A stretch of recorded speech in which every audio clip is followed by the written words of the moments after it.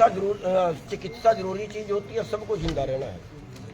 यहाँ पे आधे ऑपरेशन भारत के अंदर डुप्लीकेट है, यानी जरूरत नहीं है, कर दिए गए। कंपनियों ने बड़े हॉस्पिटल खोल लिए, उनमें 5 लाख रुपए में डॉक्टर रखा, डॉक्टर के जिम्मे लगा के 50 ऑपरेशन तो देना पड़ेंगे, वो देगा, नकली देगा, जरूरत नहीं है। काट दवाइयाँ 2 रुपए की दवाई है। हमारे देश का कानून है कि कोई भी डिब्बा बंद चीज है उसके ऊपर लिखना पड़ेगा उसका भाव क्या है, अधिकतम मूल्य क्या है। अधिकतम मूल्य 2 रुपए वाली पे 200 रुपए लिख दिया। लेकिन एक कानून ये भी है कि लागत से 50% ज्यादा नहीं लिख सकता। लेकिन उसकी किसी ने जांच ही नहीं की कि इसका खर्चा 2 रुपया है तो भाव तो 3 रुपए होना चाहिए था। इन्हें जांच ही नहीं की, 200 लिख दिया। और एक उसके बड़ा घोटाला ये है कि दवाई तो वही है। मैं डॉक्टर हूँ, मैंने अपना एक अलग से उसका नाम रख लिया और मेरे सामने जो दुकान है वो उसी दुकान में मिलेगी, साल्ट वही है, वो दूसरी दुकान में भी साल्ट तो वही है और दूसरा डॉक्टर ने दूसरा नाम लिख दिया।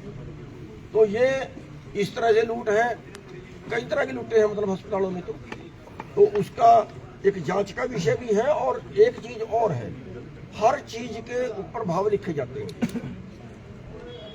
लेकिन अस्पतालों के अंदर कोई रेट लिस्ट नहीं है। पेट के ऑपरेशन का क्या रेट है, सिर के ऑपरेशन का क्या रेट है, आंख के ऑपरेशन का क्या रेट है, हड्डी टूटने का क्या रेट है, अल्ट्रासाउंड का क्या रेट है, एक्सरे का क्या रेट है, कोई उनके ऊपर रेट लिस्ट नहीं है। एक अस्पताल 100 रुपए ले रहा है, दूसरा उसी के 400 रुपए ले रहा है। रेट लिस्ट तो होनी चाहिए। तो ये बड़ा घोटाला है। और ऐसे ही घोटाला शिक्षा के अंदर है। सोमवार की वर्दी और मंगलवार की और बुधवार की और उसी दुकान से मिलेगी जहां से वो कहेंगे। अब की बार सिलेबस और अगले साल और इस स्कूल में सिलेबस और अगले स्कूल में और अगले स्कूल में और सिलेबस तो सारे देश का एक ही होना चाहिए। सारे देश का नहीं तो कम से कम हरियाणा का तो एक हो। पुरानी किताबें भी तो खरीदने वाले होते हैं बच्चे। और पढ़ाई नाम की कोई चीज नहीं है, खाली बस स्टैंडर्ड है।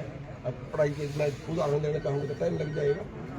तो स्कूलों में बहुत सुधार की जरूरत है। और हरियाणा सरकार तो सरकारी स्कूल बंद कर रही है। कमी तो हमारी जो हम सरकारी में दाखिले भी नहीं करवाते, लेकिन बंद भी कर रही है। तो बंद नहीं होना चाहिए, सरकारी स्कूलों को ज़्यादा प्रोत्साहन देना चाहिए और इन पे प्राइवेटों पे लगाम करना चाहिए। सिलेबस एक है, सारे हरियाणा का एक ही हो, वर्दी एक ही हो। अब की बार भी वो चलेगी, अगले बार भी वो चलेगी। 4 वर्दियों का मतलब हुआ जिसको एक हम किसानों के कर्जा मुक्ति की मांग करते हैं, कर्जा माफी की, क्योंकि अंबानी अडानी जैसे बड़े पूंजीपतियों का पिछले 11 साल के अंदर 16.5 लाख करोड़ रुपया माफ हो चुका है किसान के नाम की जीरो। ये तो है। इसके आगे एक और है, हमारे सामने 3-4 केस ऐसे आ लिए।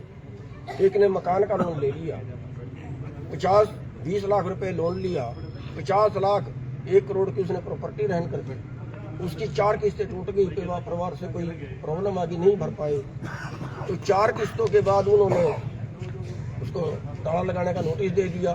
फटाफट कोर्ट से परमिशन ले ली, फटाफट प्रोसीजर होगी। और वो 4 किस्तें भरने के लिए तैयार है। तो कहते हैं नहीं अब 4 नहीं भरवाएंगे, अब तो जितना बच रहा है तेरा 10 लाख वो सारा भर दे। 10 उसके पास है नहीं और मकान को ताला लगा। 50 लाख का मकान था, 20 लाख में बेच। और ये गिरोह पैदा हो गए लेने वाले।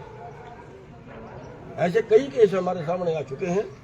तो ये बिल्कुल नहीं होना चाहिए। जितना अगर किसी की किस्तें रुक गई तो उससे किस्तें भरवा लो, भरने के लिए तैयार है।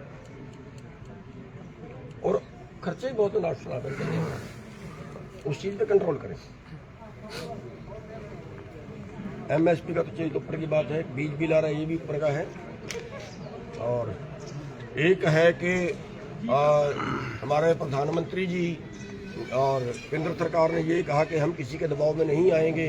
जो बाहर से आयात कर फसलों का आयात कर बंद कर रहे हैं वो हम किसी के दबाव में नहीं आएंगे, हम नहीं मानेंगे।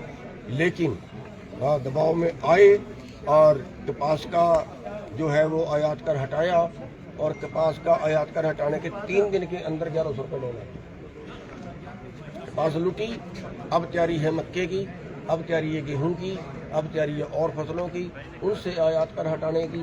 तो वो जो है वो किसी हाल का हम बर्दाश्त उसको नहीं करेंगे। अगर ऐसा हुआ तो उस पर आंदोलन होगा।